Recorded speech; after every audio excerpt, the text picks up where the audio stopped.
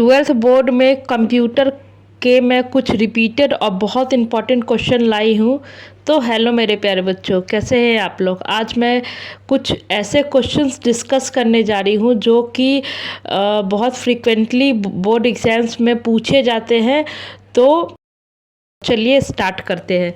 तो सबसे पहला हम लोग का क्वेश्चन है, explain the client server architecture, how does it work, give advantage. ठीक है, तो क्लाइंट सर्वर क्या है, ये एक ये नेटवर्क मॉडल है। ठीक है, जहाँ पे क्या होता है, क्लाइंट जो है वो रिक्वेस्ट भेजता है और जो सर्वर जो है वो सर्विस प्रोवाइड करता है।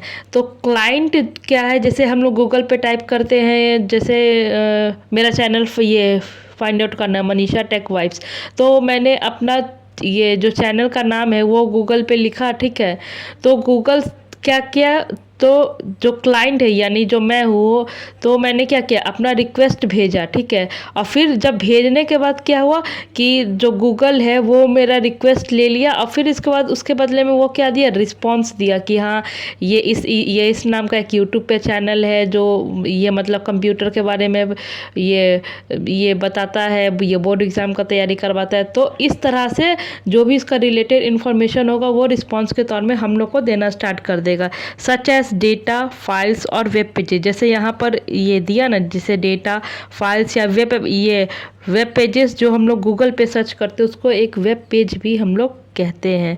तो इसका ये एडवांटेजेस क्या है, तो सबसे पहला है सेंट्रलाइज डेटा मैनेजमेंट। ठीक है, दूसरा है बेटर सिक्योरिटी अच्छा देता है।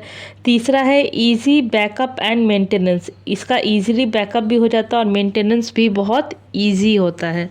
तो इसका एक छोटा सा मैंने डायग्राम भी बनाया कि आपको और बेटर ये समझ में आए। जैसे ये क्लाइंट 1 है, ये क्लाइंट 2 है, ये क्लाइंट 3 है। ठीक है, अब ये क्या कर रहा है, ये रिक्वेस्ट दे रहा है,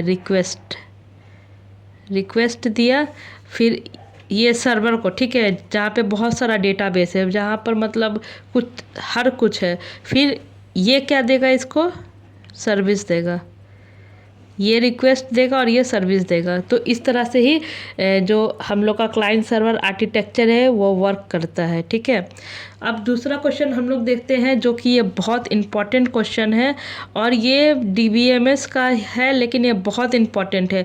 और ये मतलब कि एक होता है ना कि चांस 80-90%, तो ये वो चांस हो सकता है। तो what is normalization, explain 1 NF 2 NF and ये 3 NF। तो मैं एक चीज़ बोर्ड एग्ज़ाम के बारे में बताना चाहूँगी कि जो बोर्ड एग्ज़ाम का पेपर ये मतलब सेट होता है, वो जैसे जो हम लोग का एक प्री बोर्ड एग्ज़ाम होता है ना, तो उस बेसिस पे होता है। अगर तो इस साल का क्या कि प्री बोर्ड का जो क्वेश्चन पेपर है वो मीडियम लेवल में सेट हुआ है। ठीक है, तो अब ये इस बार चांसेस है कि क्वेश्चन जो है उसके कंपैरिजन में थोड़ा इजी ये बोर्ड का ये बनता है। तो आप लोग भी अपना तैयारी मतलब अच्छे से कीजिए, लेकिन मैं ये बोलूँगी कि आप आराम से कीजिए, ज़्यादा स्ट्रेस नहीं है। बोर्ड एग्ज़ाम में बच्चा जितना ये मतलब स्ट्रेस फ्री पढ़ता है, नंबर उसका उतना हाई जाता है। तो चलिए अब ये क्वेश्चन को हम लोग देखते हैं। तो Normalization is the process of organizing data in a database to reduce redundancy। ठीक है, तो ये एक ऐसा प्रोसेस है, ठीक है, हम लोग ये जिसमें हम लोग क्या करते हैं, कोई भी डेटा को ऑर्गेनाइज करते हैं डेटाबेस में टू रिड्यूस। तो ये हम लोग डेटा को इस तरह से ऑर्गेनाइज करते हैं कि वहाँ पे ये रिडंडेंसी का मतलब हो गया रिपीटेशन। ठीक है, जहाँ पे रिपीटेशन ना हो, ये हर एक डेटा का एक यूनिकनेस बना रहे, कोई भी डेटा आपको अगर चाहिए तो आपको वन टाइम में मिल जाए। ठीक है, तो इस तरह से ये जो हम लोग डेटा को स्टोर करते हैं डेटाबेस में, तो उस प्रोसेस को क्या बोलते हैं, नॉर्मलाइजेशन। अब यहाँ पे एक्सप्लेन ये हम लोग को बोला है ये 1 NF 2 NF और 3 NF। तो देखते हैं अब इसमें क्या क्या है। हम लोग देखते हैं ये 1 NF। तो 1 NF में क्या होगा, नो रिपीटिंग ग्रुप। ठीक है, इसमें कोई भी चीज़ जो है वो रिपीट नहीं होगी। 2 NF में होगा नो पार्शियल डिपेंडेंसी, ये इसमें क्या होगा, कोई भी डिपेंडेंसी नहीं होगा। ठीक है, जैसे ये 1 NF में होगा कि डिपेंडेंसी होगा लेकिन ये रिपीटेशन नहीं होगा। 2 में क्या हो गया कि पार्शियल ये पार्शियल डिपेंडेंसी जो होगा वो भी नहीं होगा। 3NF है नो ट्रांजिटिव डिपेंडेंसी। देखिए जैसे ये 1NF 2NF 3NF ये ऐसे ही काम करता है। तो इसका भी ये बेनिफिट क्या है नॉर्मलाइजेशन का या फिर 1NF 2NF 3NF का, तो इसका है reduce duplication and improve consistency. ठीक है, ये हम लोग के डुप्लीकेशन को रिड्यूस करेगा और जो कंसिस्टेंसी है उसको इम्प्रूव करेगा। ठीक है, तो ये क्वेश्चन थोड़ा इंपॉर्टेंट है, आप लोग ध्यान दीजिएगा। फिर नेक्स्ट एक सबसे ये very very very important question है, तो अब इसमें हम लोग तो नेक्स्ट क्वेश्चन हम लोग देखते हैं, explain the OSI model with all the 7 layers. तो सबसे पहले OSI का फुल फॉर्म देखते हैं। O stand for open, S stand for system और I स्टैंड फॉर इंटरकनेक्शन। ठीक है, इंटरकनेक्शन। तो जो OSI मॉडल होता है उसका कितना लेयर होता है, 7 लेयर होता है। और मैं एक बहुत इजी सा एक ट्रिक आपको बताऊंगी कि जिससे आपको 7 लेयर का नाम याद हो जाएगा। जब मैं भी ये मतलब बीटेक में थी तो उस समय भी क्या था कि मुझे बहुत मुश्किल होता था OSI का 7 लेयर का नाम याद रखना। अगर 2 याद हो जाए तो एग्ज़ाम में चांस हो जाता भूल ही जाती थी। तो मैंने ये एक ट्रिक फाइंड आउट किया। तो इसका ट्रिक क्या है, आपको याद रखना है all people seems to need data processing. ठीक है, तो ऑल का A, पीपुल का P, S, सीम का S, टू का T, नीड का N, डेटा का D और प्रोसेसिंग। तो चलिए अब सबसे पहले ऑल का देखते हैं। तो यहाँ पर 7 लेयर होता है। ठीक है, तो पहला ये लेयर है एप्लीकेशन लेयर। तो इसमें क्या होता है, यूज़र इंटरफेस, ये यूज़र का इंटरफेस होता है जैसे ईमेल, ब्राउज़र। ठीक है, फिर दूसरा लेयर क्या होता है, ये प्रेजेंटेशन, पीपल का प्रेजेंटेशन। मतलब मैं ये जो सेंटेंस है ये बस याद रखने के लिए आपको बता रही कि ये एक ट्रिक है कि आप का जो 7 लेयर है वो आप मिस नहीं करोगे, आप अच्छे से लिख पाओगे। ठीक है, इसीलिए मैं ऐसे ये ऑल का एप्लीकेशन बोली। ये आप इसमें कोई मतलब नहीं है, बस एक याद रखने का मेथड है।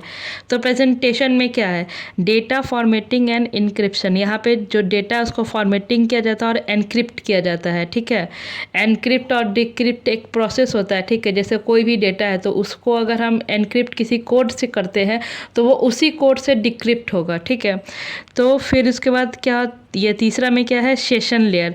तो सेशन में क्या होता है, मैनेजेस सेशन। यहाँ पे सेशन को क्या करते हैं हम, ये मैनेज करते हैं।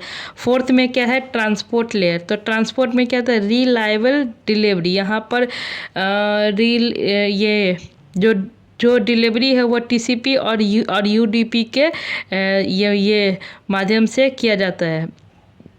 फिर फिफ्थ है नेटवर्क। नेटवर्क में क्या होता है, राउटिंग एंड IP एड्रेसिंग। यहाँ पर राउटिंग होता है और IP एड्रेसिंग प्रोवाइड किया जाता है। फिर 6 में क्या है, data link, error detection. Data link में क्या होता है, जितना भी जो मैंने डेटा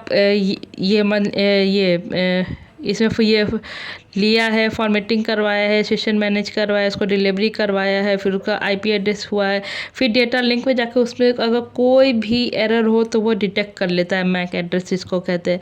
फिर 7वां में है फिजिकल लेयर, ट्रांसमिशन और बिट्स। अब जो भी हम लोग का डेटा जो बिट्स में कन्वर्ट हुआ उसको अब ट्रांसफ़र का किस में होता है, फिजिकल लेयर में। तो इस क्वेश्चन को भी आप लोग अच्छे से प्रिपेयर कर लीजिएगा क्योंकि इसका भी बहुत chance. Question number 4, What is data abstraction in Python? Explain using an example। अब Python भी एक बहुत बड़ा यूनिट है इसमें और ये बहुत इम्पॉर्टेंट ये भी है। तो इसका एक ये क्वेश्चन है डेटा एब्स्ट्रैक्शन, जो भी ये बहुत इम्पॉर्टेंट है।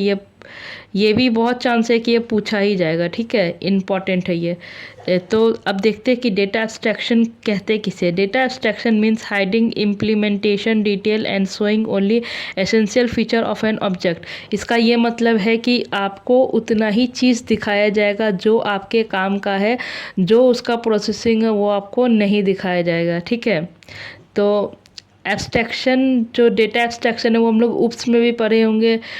फिर उसके बाद ये C++ UPS में पढ़ते हैं। फिर इसमें भी आ जाता है, पाइथन में भी आ जाता है। तो एब्स्ट्रैक्शन का यही मतलब होता है हाइडिंग द इंफॉर्मेशन, और जो भी हम लोग को सिर्फ नीडेड होता है उसको दिखाना।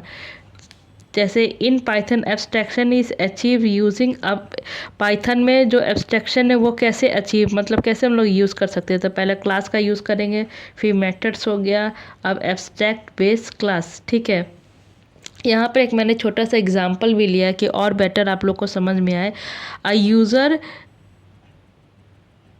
A user uses a mobile phone without knowing how internet circuit work। जैसे हम लोग अगर मोबाइल फ़ोन यूज़ करते हैं तो हम लोग को ये नहीं पता कि मोबाइल फ़ोन का सर्किट कैसे काम करता है, कि ये मतलब उसका इंटरनल हम लोग को नहीं पता था, हम लोग सिर्फ एक्सटर्नल मोबाइल यूज़ करते हैं। ठीक है, और अगर जैसे एक और एग्जांपल है कि कोई आदमी अगर कार चला रहा है तो उसको कार का मैकेनिज़्म नहीं पता, उसको ये नहीं पता कि उसका इंजन कैसे काम कर रहा है, बस वो ये उसको क्या मतलब है, कार चलाने से मतलब है। ठीक है, अब इसका ये बेनिफिट हम लोग देखते हैं, तो इससे क्या होगा, रिड्यूस कॉम्प्लेक्सिटी, इम्प्रूव सिक्योरिटी।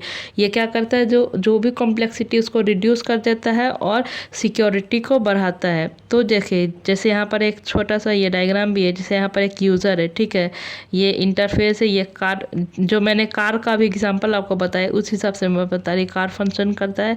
फिर इंटरनल मैकेनिज़्म, यूज़र को इससे कोई मतलब नहीं है कि उसका इंटरनल कैसे मैकेनिज्म कर रहा है। अब हम लोग कोई भी चीज़ खरीदते हैं तो हम लोग उसके अंदर थोड़ी ये घुस के देखने जा रहे हैं कि क्या हो रहा है, नहीं हो रहा है। ठीक है, तो एब्स्ट्रैक्शन का ये बहुत अच्छा एग्जांपल है। तो अब नेक्स्ट क्वेश्चन हम लोग देखते हैं, explain type of computer network based on size. ठीक है, तो अब यहाँ पर कंप्यूटर ये नेटवर्क को हम लोग को एक्सप्लेन करना है। तो कंप्यूटर नेटवर्क जो है वो कैसे क्लासिफाइड होता है, क्लासिफाई ऑन द ये जोग्राफिकल एरिया के हिसाब से हम लोग कंप्यूटर नेटवर्क्स को क्लासिफाइड करते हैं। अब हम लोग देखते हैं इसका एक्सप्लेन में। जैसे हो गया लैन मतलब हो गया लोकल एरिया नेटवर्क। ठीक है, तो इसमें क्या होता है, cover small area, school, office. ठीक है, तो ये कौन सा एरिया को कवर करता है, स्कूल या ऑफिस के। फिर ये हाई स्पीड होता है। ठीक है, फिर दूसरा आ गया, पहला हम लोग का ये हो गया, दूसरा आ गया मेट्रोपॉलिटन एरिया नेटवर्क। इसमें क्या होता है, ये सिटी को कवर करता है। ठीक है, कनेक्ट मल्टीपल लैंड्स, ये मल्टीपल लैंड्स को भी कनेक्ट करता है। और तीसरा में आ गया हम लोग का वैन मतलब क्या हो गया, वाइड एरिया नेटवर्क। ये क्या करता है, ये एक कंट्री को कवर करता है या ग्लोब को कवर करता है। ठीक है, इसका बेस्ट एग्जांपल हो गया वैन का क्या, इंटरनेट इसका बेस्ट एग्जांपल हो गया। अब यहाँ पर एक छोटा सा मैंने डायग्राम भी लिखा कि और इजली आप लोगों को समझ में आए। जैसे लैंड रूम हो गया, मैन सिटी हो गया, वैन क्या हो गया, कंट्री हो गया। तो ये भी क्वेश्चन आप अच्छे से देख लेना, ये MCQs में आ सकता है, ये MCQs में आपको पूछा जा सकता है। ठीक है, अब क्वेश्चन नंबर 6 देखते हैं, what is indexing in a database. Indexing क्या होता है डेटाबेस में, और ये व्हाई इट इज़ रिक्वायर्ड। तो indexing is a database technique, ये एक टेक्निक है। ठीक है, use to speed up data retrieval operation. ये क्या किस लिए यूज़ होता है, ये एक टेक्निक है जो कि स्पीड करता है किसी भी डेटा रिट्राइवल ऑपरेशन के लिए। ठीक है, तो अब इसका देखते कि ये वर्क कैसे करता है। And index work like a book index allowing quick search without scanning the. जैसे हम लोग के ये बुक में कंटेंट या फिर इंडेक्स दिया जाता है ना, जिसमें लिखा रहता है चैप्टर 1 ये है, उसका पेज नंबर ये है। तो जिससे क्या होता है कि हम लोग को कोई भी चैप्टर निकाला तो हम लोग इंडेक्स खोलते हैं, उस चैप्टर का नाम देखते हैं, पेज नंबर देखते हैं, वहाँ पे डायरेक्ट पहुँच जाते हैं। तो ये जो इंडेक्स है वो सेम वैसे ही काम करता है। ठीक है, जिसमें हम लोग क्या करते हैं, सर्च विदाउट स्कैनर एंटर। तो हम लोग को पूरा किताब या फिर उस टेबल को उलटने की ज़रूरत नहीं पड़ती है, हम लोग को जो चाहिए होता है हम लोग डायरेक्ट वहाँ से जाके ले लेते हैं।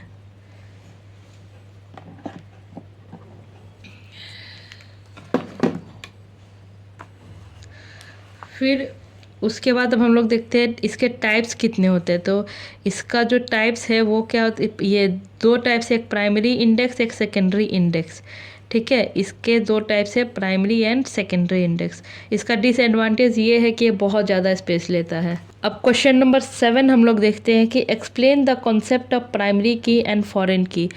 तो यहाँ पे हम लोग को प्राइमरी की और फॉरेन की का कॉन्सेप्ट को बताना, और ये जो है ये भी बहुत इम्पॉर्टेंट है। तो आप लोग इसको भी अच्छे से समझ लीजिए, अगर समझ चुके हैं तो एक बार रिवीजन कर लीजिए, क्योंकि इससे क्वेश्चन या तो लॉन्ग में आए या फिर एमसीक्यूज में आएगा ही आएगा। तो प्राइमरी की मतलब क्या होता है, ये एक ऐसा की होता है जो सबसे यूनिक होता है, इसका कोई भी डुप्लीकेसी होने का चांसेस ही नहीं है। जैसे एक अगर स्टूडेंट है, ठीक है, जैसे मेरा नाम मनीषा है, ठीक है, तो मेरा एडमिशन बीटेक में हुआ, तो मेरा एक वहाँ पे यूनिक आईडी क्रिएट हुआ। तो जैसे मेरा नाम है, रोल नंबर है, मोबाइल नंबर है, ईमेल है, सब्जेक्ट है, कोर्स है, सब मेरा उस आईडी पे है। तो किसी को भी अगर ट्रैक करना हो कि मनीषा को फाइंड आउट करो, तो फिर वो मनीषा को कैसे ये फाइंड आउट करेगा। वो अगर मेरा नाम डालेगा तो वहाँ पे 10 मनीषा है, तो फिर मैं कैसे ये वहाँ पर मतलब उन लोग फाइंड आउट करेगा कि वही मनीषा है। तो वो लोग क्या करेगा, मेरा यूनिक आईडी उठाएगा, जिसको हम लोग क्या बोलते हैं, प्राइमरी की। उसको क्या बोलते हैं, जैसे यूनिक आईडी यहाँ पर मेरा क्या हो जाएगा, ये जो आईडी नंबर मेरा जनरेट हुआ है वो एक मेरा यूनिक आईडी, वो सिर्फ डालेंगे तो मेरा पूरा का पूरा डेटा इन्फॉर्मेशन उनके पास आ जाएगा। और फॉरेन की किसको बोलते हैं, फॉरेन की मतलब एक फॉरेन की किसको बोलते हैं, ठीक है। तो a field that refer to primary key of another table, ठीक है। जैसे ये मेरा जो आईडी हो गया, ठीक है, तो किसी को अगर मेरा ये मोबाइल नंबर चाहिए या कुछ भी चाहिए, तो वो मेरा आईडी जो उसमें डालेगा, तो ये जब भी हम लोग एक टेबल का जो कंटेंट है वो जब दूसरे टेबल में यूज़ करते हैं, तो इस की को हम लोग क्या बोलते हैं, फॉरेन की। जैसे इसमें मेरा आईडी भी यूज़ होगा, तो इस केस में क्या हो जाएगा, ये फॉरेन की हो जाएगा। देखिए, a field that refer to the primary key of another table, ठीक है। मेंटेन रिलेशनशिप बिटवीन टेबल्स, ये क्या था, टेबल्स के बीच में रिलेशनशिप को बनाए रखता है। अब प्राइमरी की एक बार देख लेते हैं, uniquely identify each record, can not be null और डुप्लीकेट। ये जो प्राइमरी की जो है वो ना ही नल हो सकता है ना ही डुप्लीकेट हो सकता है, लेकिन फॉरेन की में ऐसा नहीं है, ये डुप्लीकेट भी हो सकता है। ये मतलब जो जो जो फॉरेन की होता है वो डुप्लीकेट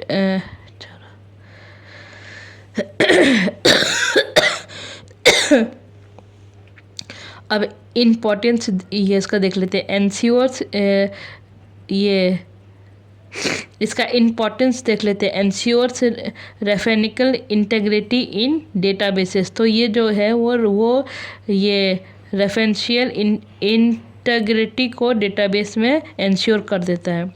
अब हम लोग नेक्स्ट क्वेश्चन देखते हैं, what is data integrity, explain it's type. तो डेटा इंटेग्रिटी किसको बोलते हैं और इसके टाइप्स क्या होते हैं। तो डेटा इंटेग्रिटी क्या करता है, ensures that data remain accurate, consistent and reliable. तो डेटा इंटेग्रिटी क्या करता है, वो जो डेटा है वो एक्यूरेट रहे, ये कंसिस्टेंट रहे, मतलब कहीं भी गैप ना आए, और रिलायबल ये रहे, मतलब अच्छे से उसका ये अरेंजमेंट है through out it's life cycle, उसके ये लाइफ साइकिल तक। डेटा इंटेग्रिटी है वो 3 टाइप्स के होते हैं, एंटिटी, रेफरेंशियल और डोमेन। तो एंटिटी में क्या होता है कि प्राइमरी की यूनिक होना चाहिए। रेफरेंशियल इंटीग्रिटी में होता है कि जो फॉरेन की होता है वो मैच होना चाहिए प्राइमरी की से। जो हम लोग का डोमेन इंटीग्रिटी है, इसमें जो डेटा है उसका वैल्यू होना चाहिए। इसका ये इम्पोर्टेंस क्या है, प्रिवेंट डेटा करप्शन। जो भी डेटा करप्शन होता है वो ये प्रिवेंट करता, मतलब रोकता है डेटा करप्शन को, ये तीनों मेथड रोकेगा। फिर अब क्वेश्चन नंबर 9 जो है वो है टोपोलॉजी, ठीक है। एक्सप्लेन टोपोलॉजी इन computer network, describe star topology. ये जो है ये मोस्ट इम्पॉर्टेंट है, इसको आप लोग रट ही लो, या तो MCQs नहीं तो लॉन्ग क्वेश्चन पूछेगा ही पूछेगा, क्योंकि स्टार टोपोलॉजी सबसे इम्पॉर्टेंट है। स्टार टोपोलॉजी में क्या होता है, एक सेंट्रल हब होता है, सेंट्रल कंप्यूटर होता है जिससे बहुत सारे कंप्यूटर जुड़े होते हैं, ठीक है। तो ये जो है जो सेंट्रल कंप्यूटर है ये डेटा पास करेगा सारे कंप्यूटर का। ये अगर ए पास किया तो सारे कंप्यूटर के पास, जैसे यहाँ पे C1, C2, C3, C4, C5, C6, C7, C7, C6 C7, ठीक है। तो ये अगर D पास किया तो सबके पास D जाएगा, अगर A पास किया तो सबके पास A जाएगा, मनीषा अगर ये पास करा तो सबके पास मनीषा जाएगा। स्टार टोपोलॉजी जो है, जो हम लोग का ऑनलाइन एग्ज़ाम होता है, उसमें जो स्टार टोपोलॉजी है वही यूज़ होता है, ठीक है। वहाँ पर एक सेंट्रल कंप्यूटर होता है जो कि हर एक कंप्यूटर को डेटा भेजता है, ठीक है। तो सबसे पहले टोपोलॉजी देख लेते हैं क्या होता है। Topology refer to the arrangement of device in a network. तो टोपोलॉजी क्या होता है, वो अरेंजमेंट होता है डिवाइस नेटवर्क में, ठीक है। तो स्टार टोपोलॉजी तो अभी मैंने आपको एक बहुत इजी डायग्राम के थ्रू समझाया है, तो इसमें देख लेते इसका डेफिनेशन भी। All devices connected to central hub और स्विच, ठीक है। सेंट्रल हब या स्विच से कनेक्टेड होता है। इसका एडवांटेज क्या है, easy troubleshooting, failure of one node doesn't affect another. अगर एक कोई कंप्यूटर फेल भी होता है तो उससे दूसरे कंप्यूटर को कोई लेना देना नहीं होता है। इसका डिसएडवांटेज यही होगा कि अगर सेंट्रल कंप्यूटर फेल कर जाता है तो वो पूरे नेटवर्क को अफेक्ट कर देगा। अब अब क्वेश्चन नंबर 10 देखते हैं, जो कि बहुत इम्पॉर्टेंट है अपने आप में ही। ये सिक्योरिटी का है, साइबर सिक्योरिटी का है। What is cyber security, explain common cyber security refer to the protection of computer system and data from unauthorized access and cyber attacks. Cyber security किस चीज़ को दिखाता है, कि जो कि प्रोटेक्ट करता है हमारे कंप्यूटर को, कोई भी अनऑथोराइज एक्सेस, मतलब कोई भी अनजान आदमी उसको एक्सेस ना कर पाए, या कोई भी साइबर अटैक से, ठीक है। तो साइबर सिक्योरिटी ये जो है इस चीज़ को बोलते हैं कि हमारे कंप्यूटर को अनऑथोराइज एक्सेस या साइबर अटैक से वो प्रोटेक्ट करता है। अब कॉमन थ्रेट्स दिए देख लेते, जैसे वायरसेस हो गया, मालवेयर हो गया, फिशिंग हो गया, हैकिंग हो गया। तो ये सब कॉमन थ्रेट्स है जो कि हमारे कंप्यूटर को अफेक्ट कर देते हैं, ठीक है। एक इम्पॉर्टेंट पॉइंट यहाँ पर है, protect sensitive information and prevent financial ये लॉसेस।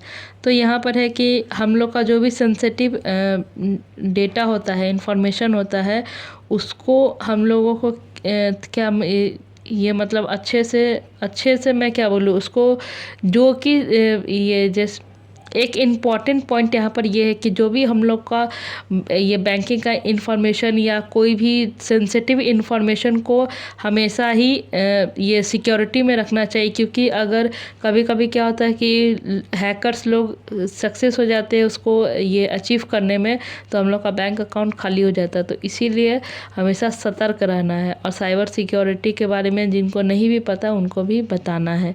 तो अब एग्ज़ाम के लिए मैं कुछ टिप्स आपको बताना चाहूँगी कि जो मतलब आप ध्यान दीजिएगा और अपने माइंड में ज़रूर रखिएगा कि कोई भी अगर क्वेश्चन पूछे तो उसका डेफिनेशन नीट एंड क्लीन में लिखना है, एक्सप्लेन क्या करना है, पॉइंट्स में करना है। मैं वीडियो के स्टार्टिंग में ही आपको बताए थे कि कोई भी क्वेश्चन अगर हो तो उसको पॉइंट्स में अगर आप एक्सप्लेन कर रहे हो तो बहुत गुड है। जैसे किसी चीज़ का डेफिनेशन पूछा, डेफिनेशन मेंशन कर दिया, उसका अगर कोई और रिलेटेड चीज़ है तो उसको हम लोग पॉइंट में मेंशन करेंगे। जैसे यहाँ पे एक डेटा एब्स्ट्रैक्शन का अभी था, ठीक है। तो डेटा एब्स्ट्रैक्शन का तो उसका मैंने डेफिनेशन एक पॉइंट में लिख दिया। दूसरे पॉइंट में लिखेंगे कि उसका ये मतलब बेनिफिट क्या है, इम्पोर्टेंस क्या है, वो कैसे क्या होता है, मतलब जो भी हो उसका पॉइंट्स में अगर लिखेंगे तो क्लैरिटी रहेगा आपको भी और एग्जामिनर को भी, क्योंकि आप पेपर लिख के आओगे लेकिन एग्जामिनर उसको चेक करेगा। तो जब तक उसको क्लियर नहीं होगा तो वो मार्क्स कैसे देगा। मार्क्स हम लोग एग्ज़ाम क्यों देने जा रहे हैं, मार्क्स के लिए। तो वहाँ पे क्लियर होना चाहिए कि आपका जो पेपर है, ठीक है, उसमें आपके माइंड से थोड़ा ज़्यादा क्लैरिटी होना चाहिए और साफ़ सुथरा लिखिए। फिर ड्रॉ नीट डायग्राम, कोई भी जो डायग्राम है आप पेंसिल, पेपर, पेंसिल, इसके लिए सबका यूज़ कीजिए और अच्छे से डायग्राम बनाइए कि ये मतलब अच्छा लगे वो देखने में, नीट एंड क्लीन हो, कोई भी उसमें गंदापन ना हो। ऐसा नहीं कि हम 12 मिटाए फिर बनाए, तो ये उस तरह में क्या होता है, डायग्राम जो है अच्छे से ये जो हम लोग दिखाना चाहते हैं वो दिखता नहीं है और फिर मार्क्स नहीं आ पाता है। फिर ऐड एग्जाम्पल वेयर पॉसिबल, और जहाँ भी पॉसिबल है वहाँ पे आप एग्जाम्पल ज़रूर दिखाएं। मैं उम्मीद करती हूँ कि मेरे प्यारे बच्चों लोगों को ये वीडियोस बहुत अच्छी लगी हो। अगर आपको कोई कोई भी एक सर्टेन टॉपिक पे भी वीडियो चाहे होगा कंप्यूटर से ये रिलेटेड, तो आप लोग कमेंट कर सकते हैं, मैं आपके लिए हाजिर हूँ। और आपको कोई भी हेल्प चाहिए, टिप्स चाहिए, कोई भी क्वेश्चन का एक्सप्लेनेशन चाहिए, आप मुझे टेलीग्राम ग्रुप पे ज्वाइन कर सकते हैं। आप वहाँ पर ये मेरे से जुड़ के किसी भी चीज़ का नोट्स ले सकते हैं अगर आपको रिक्वायरमेंट है तो मिलते हैं अब नेक्स्ट वीडियो में। तब तक के लिए थैंक यू। अपना ख्याल रखें और अच्छे से पढ़ाई करें।